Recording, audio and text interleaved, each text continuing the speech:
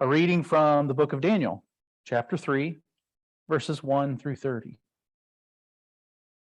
King Nebuchadnezzar made a golden statue whose height was 60 cubits, 90 feet, and whose width was 6 cubits, 9 feet.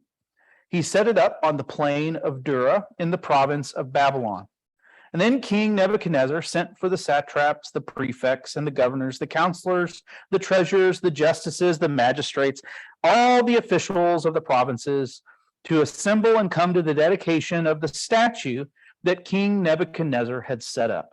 And so the satraps, the prefects, and the governors, and the counselors, and the treasurers, and the justices, and the magistrates, and all the officials of the provinces assembled for the dedication of the statue that King Nebuchadnezzar had set up. And when they were standing before the statue that King Nebuchadnezzar had set up, the herald proclaimed aloud, "You are commanded, O peoples, nations, and languages, that when you hear the sound of the horn, pipe, lyre, trigon, harp, drum, entire musical ensemble, you are to fall down and worship the golden statue that King Nebuchadnezzar has set up.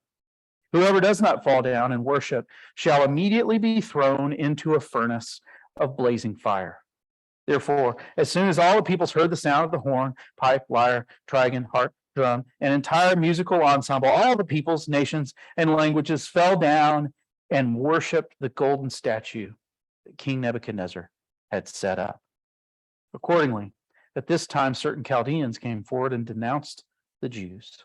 They said to King Nebuchadnezzar, "O king, live forever. You, O king, have made a decree that everyone who hears the sound of the horn, pipe, lyre, trigon, harp, drum, and entire musical ensemble shall fall down and worship the golden statue.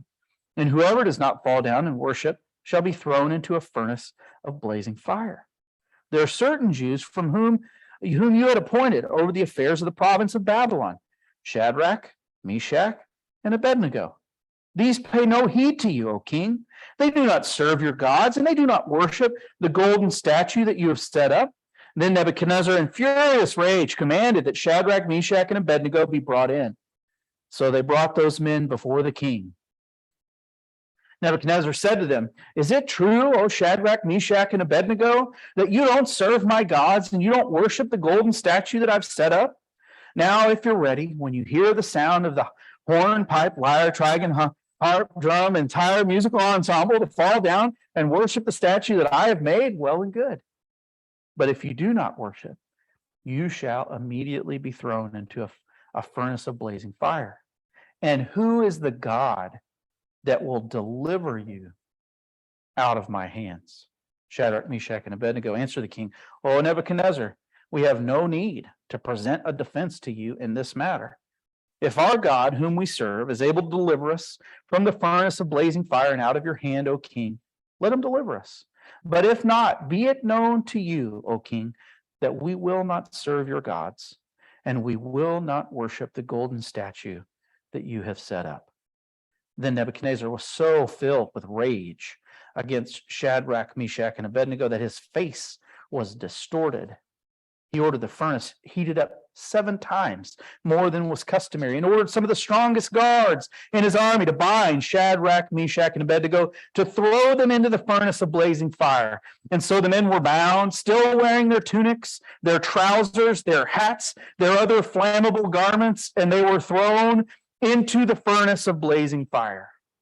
Because the king's command was urgent, and the furnace was so overheated, the raging flames killed the men who lifted Shadrach, Meshach, and Abednego. But the 3 men, Shadrach, Meshach, and Abednego, fell down, bound into the furnace of blazing fire. Then King Nebuchadnezzar was astonished and rose up quickly. He said to his counselors, "Was it not 3 men that we threw bound into the fire?" They answered the king, "True, O king." He replied, "But I see 4 men unbound, walking in the middle of the fire, and they're not hurt. And the 4th has the appearance of a god." Nebuchadnezzar then approached the door of the furnace of blazing fire and said, "Shadrach, Meshach, Abednego, servants of the Most High God, come out, come here." So Shadrach, Meshach, and Abednego came out from the fire, And the satraps, the prefects, the governors, the king's counselors gathered together and saw that the fire had not had any power over the bodies of those men. The hair of their heads was not singed, and their tunics were not harmed. Not even the smell of fire came from them. Nebuchadnezzar said, "Blessed be the God of Shadrach, Meshach, and Abednego, who has sent his angel and delivered his servants who trusted in him. They disobeyed the king's command and yielded up their bodies rather than serve and worship any god except their own God. Therefore, I make a decree. Any people, nation, or language that utters blasphemy against the God of Shadrach, Meshach, and Abednego shall be torn limb from limb, and their houses laid in ruins, for there is no other God who is able to deliver in this way." Then the king promoted Shadrach, Meshach, and Abednego in the province of Babylon. The end.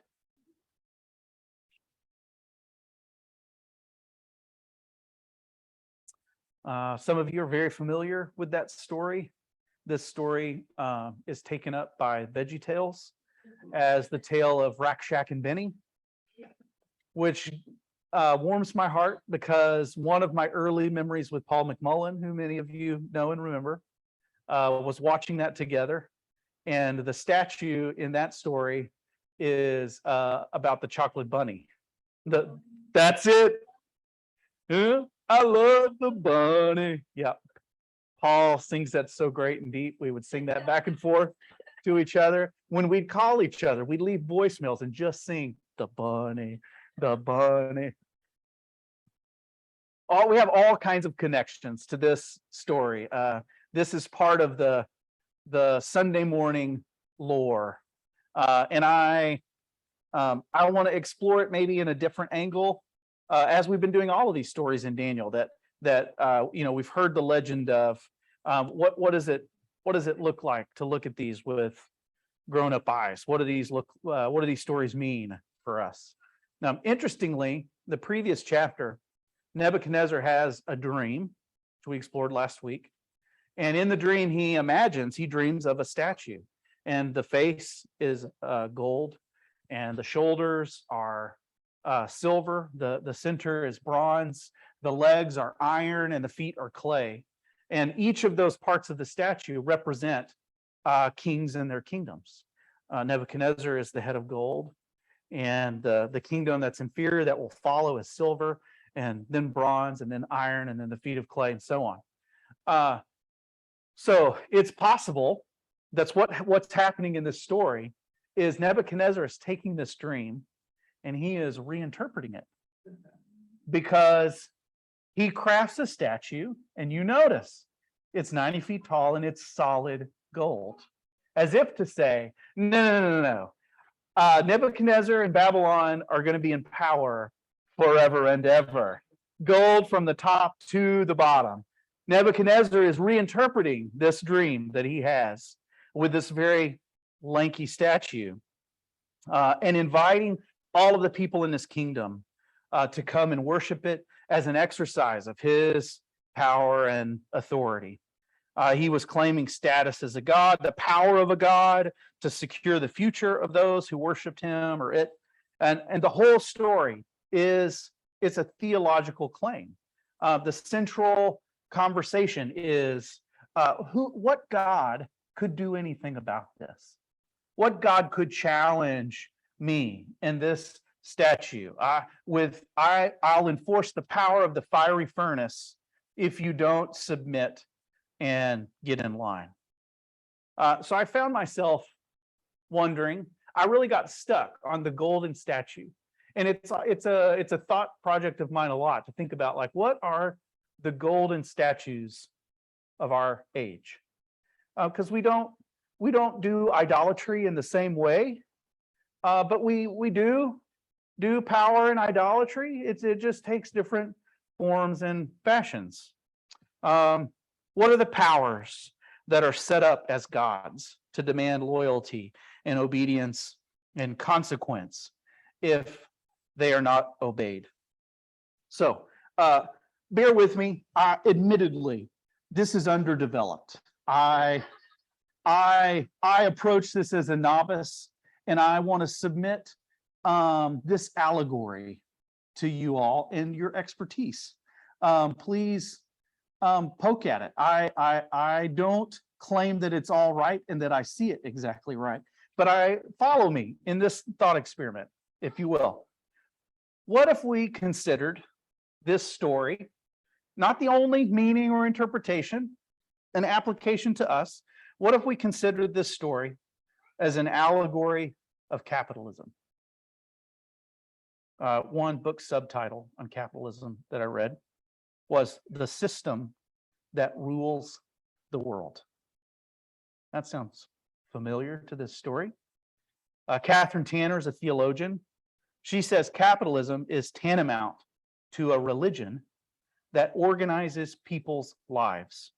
It frames our identities as consumers, as competitors within the system. Capitalism is our economic system.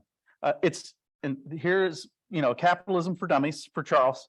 It's an economy based on capital, on currency, on a wage system. It replaced mercantilism, where you've got merchants who are middle men and women of sorts who work with independent laborers. They secure the goods and then they sell them. That was the dominant frame before industrialization, before we had warehouses that mass produced things. And you didn't need merchants anymore, because the capitalist, the industrialist, could both produce and sell what they were producing. So the merchants get worked out. A big advantage of capitalism is at least the prospect of freedom. Freedom for innovation, freedom of choice in the market, freedom for growth and expansion that's encouraged and built in to this system, freedom to choose what you want to buy or sell or make or even do for a career. You didn't necessarily inherit your family's trade anymore. You had flexibility because of capitalism. Capitalism is like the operating system that runs in the background of everything, at least for us Americans. It's pervasive, like in this story. All the governing officials, all the classes, all the races, all the creeds, all the political parties, left and right, no matter what your stripe, poor and rich, all of us are embedded in capitalism. All of us are ensconced within. It's no respecter of persons. All of us in storyline, lots of us who are well-educated and relatively wealthy, we're wrapped up in capitalism and we benefit from it. It's like the Matrix. That's all I'll say. We're asked to give allegiance to capitalism to the extent that we can't really exist in our country without it. We can't function without it. We can't buy food or clothes without capital. We can't secure housing without capital. We can't survive without capital. But capitalism has a very dark side. Someone defined capitalism as a system in which, as a general rule, those who work and those whose work creates the profits neither own the means of production nor enjoy the fruits of their labor. In other words, capitalism creates a market for the exploitation of cheap and desperate laborers.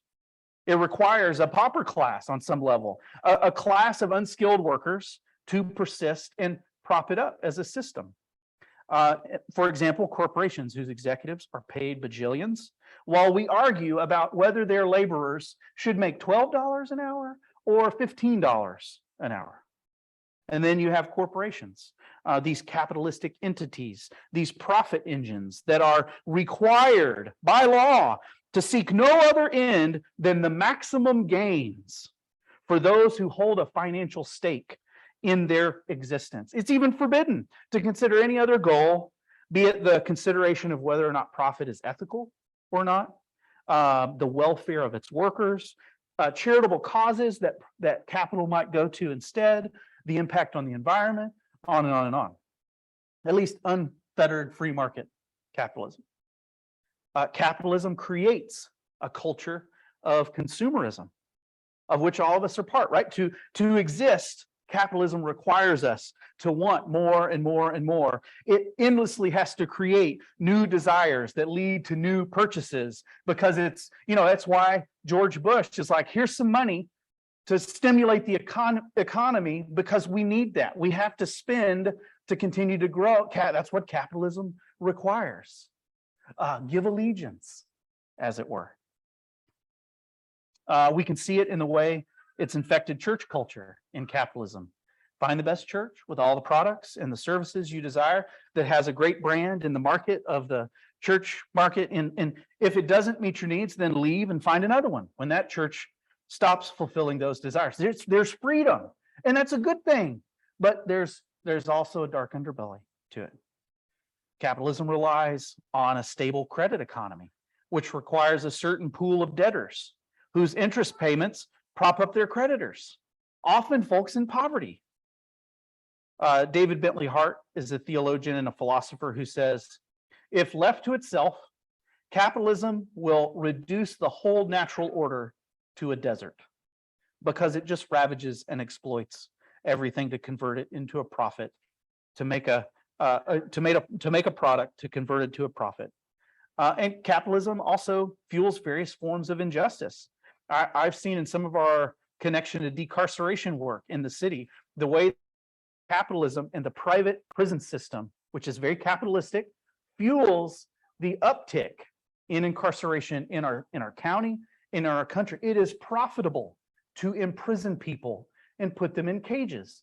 And so if you look at the last 50 years, the numbers of folks who are incarcerated has doubled and then tripled and expanded by millions and millions.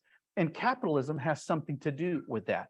Did you know that Whole Foods buys most of its food from the prison system?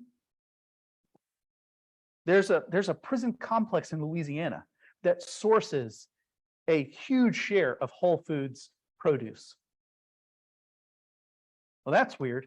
Go look that up. I mean, I hope I'm wrong, but I think that I was told that by a formerly incarcerated person who farmed the land that went to Whole Foods.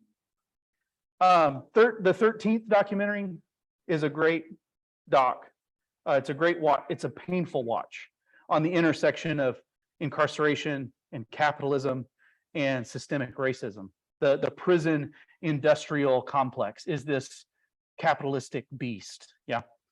So to the extent that people of color are incarcerated at disproportionate rates, capitalism colludes with systemic racism. Jesus's words come to mind. You can't serve God and capital. Jesus talked about capital more than just about anything else, because he saw its power, its claims for allegiance, and yet it's tricky. You can fast from alcohol, you can fast from drugs, you can fast from even buying clothes and accoutrements. Did I say that right? But you can't fast from food and water, at least not for long. We need food and water to persist. We need capital on some level to survive, unless we seek the way of the minimalists, and some do that. They go off the grid without money, which has its own benefits and challenges.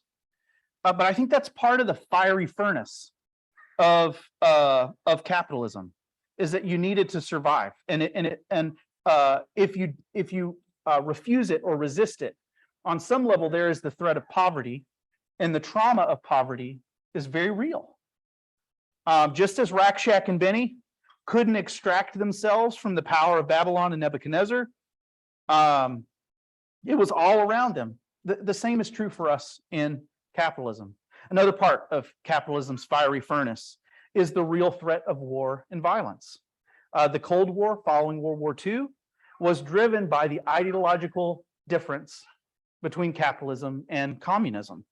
Communism being state-governed economy, which, by the way, is another golden statute that is not any better than capitalism.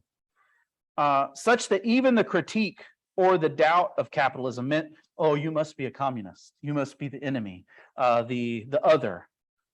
Those accusations persist today in our political discourse between conservatives and democratic socialists. I see capitalism's power in relationships. It's the most form It's the most common form of conflict in marriage, for instance. Capitalism objectifies us. It turns us into commodities, into products, into brands that we then market on our social media platforms. Our relationships become transactions in capitalism. I'm in relationship with you to get something. You're in relationship with me to get something, namely capital. I see capitalism's power in cultural taboo. How awkward would it be if I was like, hey, everybody, let's go around. Would you share what your salary is and how much you have left on your mortgage? What's in your IRA and your 401k? Like, that's a little cringy, right? Yeah, right. Yeah. I mean, but in a private office, eh? It feels a little different. Even in a room among friends who know and love and care about each other, it feels a little cringy to think, oh yeah, let's get out and compare all of our numbers together. There is power that's reflected in that secrecy or privacy, right?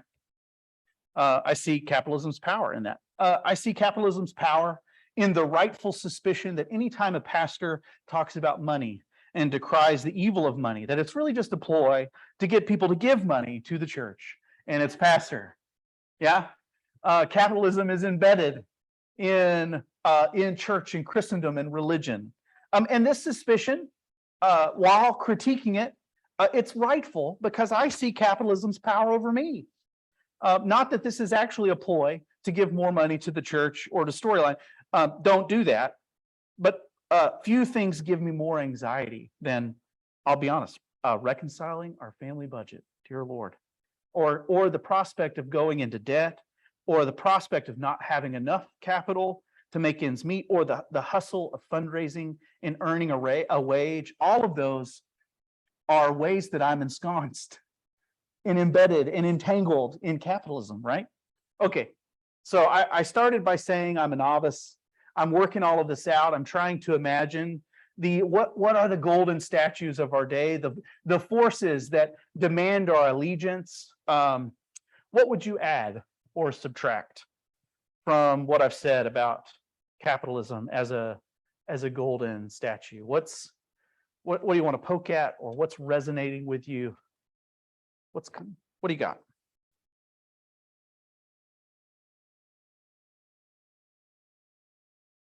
There's no light on this. Yeah. So I'd hold it until the lights come on.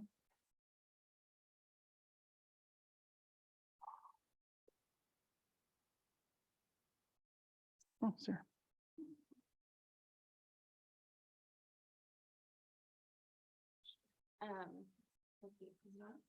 I don't know. Okay, there it is. Yeah, I can't remember the name of the book, but I was reading a book recently, and like you mentioned slavery and the way that it, like, capitalism supports it, but it was talking about how slaves being sent to the New World, like debtors in Europe being sent to the New World, that was the first form of like speculative capital, because they might die on the way over there. They might not live very long when they got here.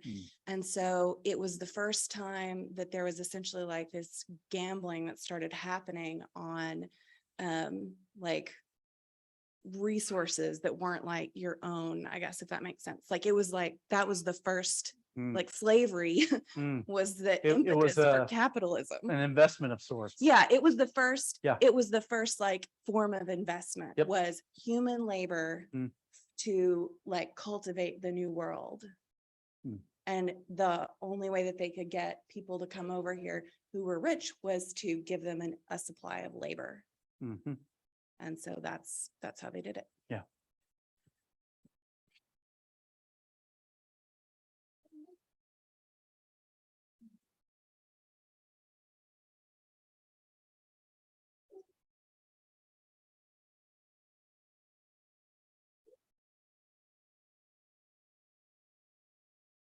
I'm just trying to think about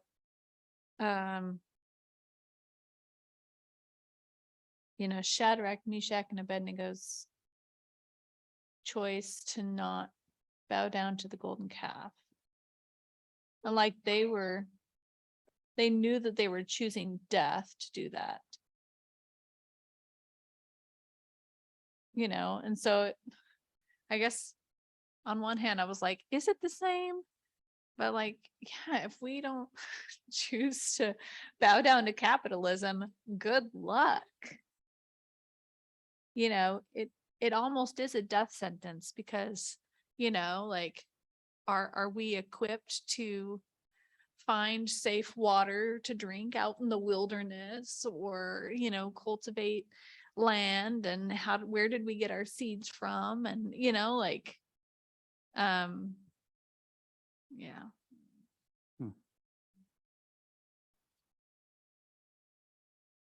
Thanks, Jim. Oh, we got an NBA. Here we go. Let's hear it, man. Well, I was thinking more back home and how this statue, and you can't fight it. It says, well, it's whatever I say. There's no way around it. And you'll do it. And that's what gangs or criminality or violence and all that, and say, okay, you can fight as much as you want, but you will have to do as I say, because I can, yeah. Mhm. But it's not just that. It's like, I'll kill your family, or I'll kill Mhm. your friends, and not just that, it's because we always think on violence is just like we go and kill someone, and but because of the work that we do, is like we can do whatever we want. We can abuse kids. We can use them as, they can go and ask for money from you or steal from you, and I'm protected. So, but it's like this whole, and what, how do you say, I am going to go against it? Like Mm. it's, it almost seems impossible, but it is one of those things. Yeah. Yep. Threat is real.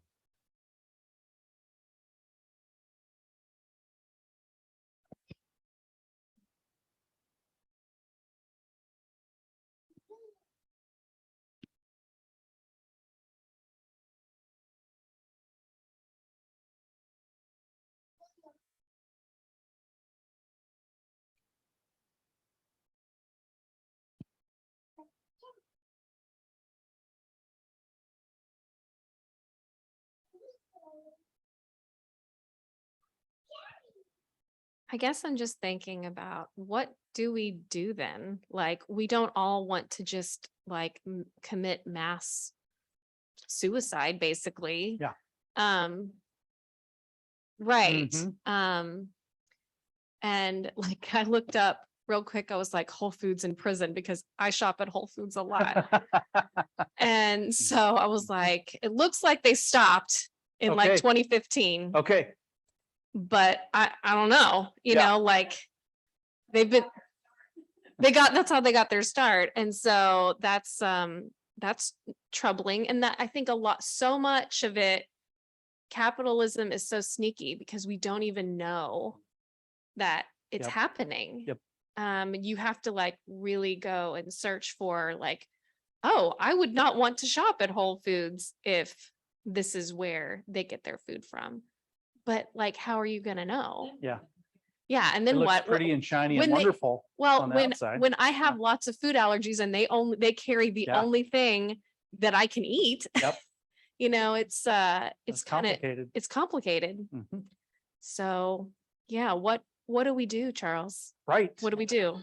Well, Julie has the answer. I think for me, I'm not bothered by Whole Foods getting their food from a prison. My problem is the lack of fair pay for the work. I had this a little bit when I was an undergrad at ACU. We would, you staff the speech therapy clinic with students, and people come for free or reduced speech therapy in the community. And we saw a lot of adults who lived like in the, I know it has a different name now, but like a adult MHMR home. And they made salsa. And it was like meaningful work for them. Like they felt like they were adults, like they weren't just like, doing crafts all day. But I feel like it was just to keep them busy. I don't think they were actually paid. I don't know if that's a good parallel, but I think I think inmates should have some sort of, and I know this is only sort of a branch of what we're talking about. They should have meaningful work, like in skills while they're there. I just feel like you should be paid fairly while you're doing Mhm. it. Then you could probably get into an argument of, do you forfeit that right if you've murdered somebody? But I don't know. Well, I mean, that is the loophole of the 13th Amendment, is that slavery is no longer legal except in cases of criminal incarceration. So that's Yeah. that's, well, yeah, I would say it just transferred the slavery system into our prison complex. Yeah. Yeah. Yeah, so many concerning things. I think that's what concerns me most about capitalism is who makes the rules and who makes the loopholes. And then if I say, if someone murders my child, they deserve to forfeit the right to free or to fair wages. But then I think about all the people who are wrongly convicted, and then it just gets messy and feels like the people at the top with all the power are probably not concerned with those details, and are just concerned with the profit. And there's really no way to regulate that. It's like, I mean, I know in El Salvador it's a whole nother level, but just you can say screw them, but you're like, but also I'm just gonna do it. I mean, like what it's hard to get around. Mm.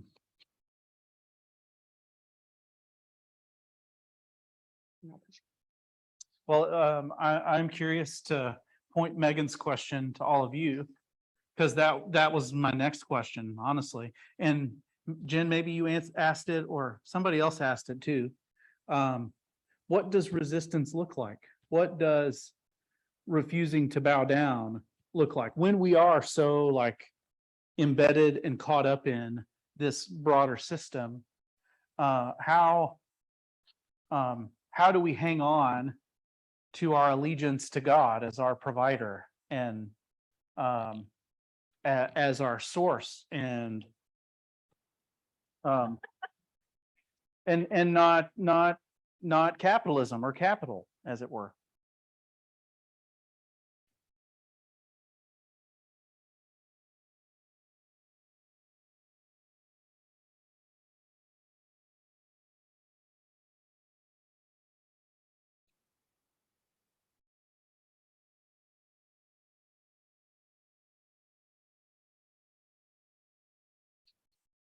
I just want to say I have no clue because I just want to make more money. Hmm. That's fair. Yep. I feel that too. I got 3 kids, and one of them's going to go to college in 3 years, and then the next one's going to go to college in 3 years, and the next one. I mean,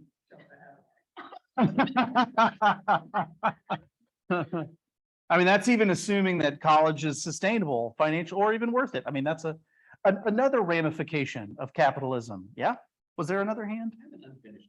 Okay, I love those. This whole morning has been an unfinished Yeah, thought for right. me. And so the part that I'm trying to reconcile right now is comparing the golden statue to capitalism. Yeah. Because worshiping the golden statue when this very specifically designed band prescribed by law plays. Yeah. That is a yeah. Why aren't you bowing down? Well, I didn't hear the harp. Everything else. No harp. There are Good bells job. on Wall Street. That's all I could think of. But that's a very specific event, right? Yep. And Shadrach, Meshach, and Abednego were like, you know what? We're not doing this.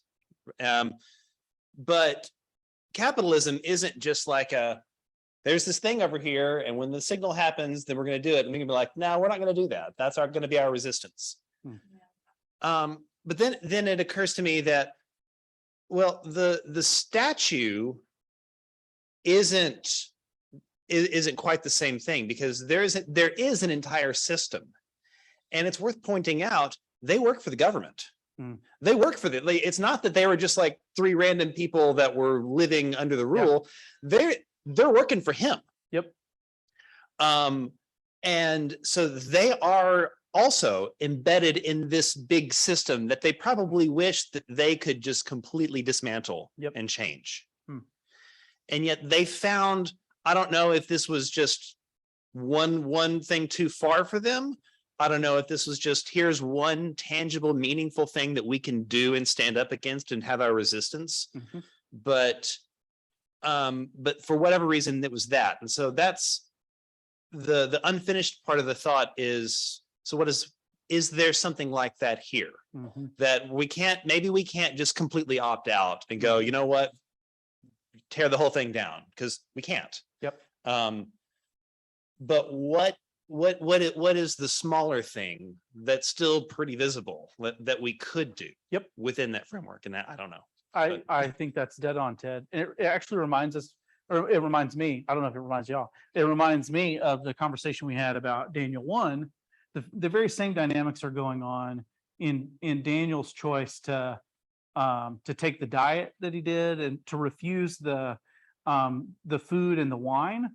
There's no restrictions in Jewish law about him drinking wine.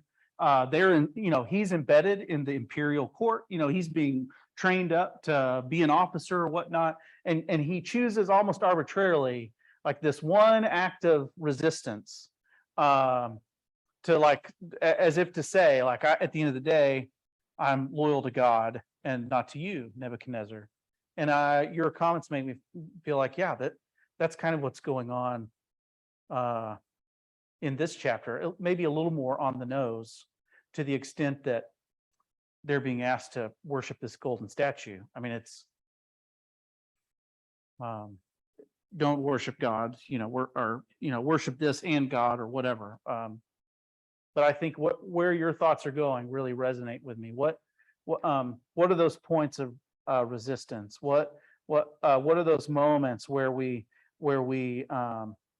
live into a reality that's not determined by transaction and consumption and capital and anxiety about the lack thereof?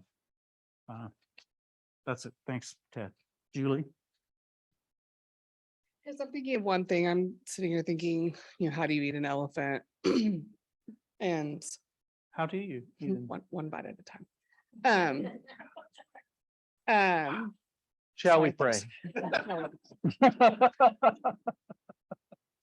I think I heard Jen Hatmaker say a long time ago, the world, it's too easy to find out where your things come from these days, to not know, to have the excuse of not knowing. And I think like Lauren Cohn is a great resource for like clothing and a lot of fashion thing. We want, how dare someone pay $50 for a shirt? Well, I'd rather pay $50 for a shirt if I know the labor is, paid a fair wage, and just have fewer shirts.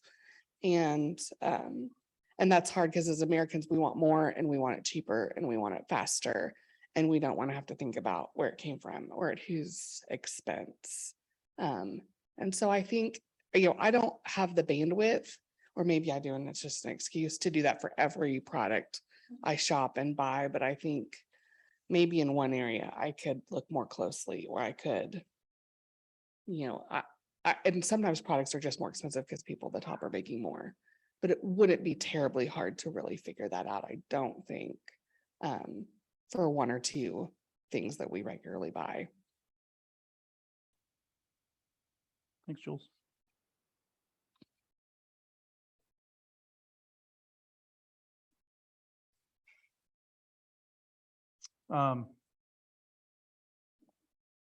Here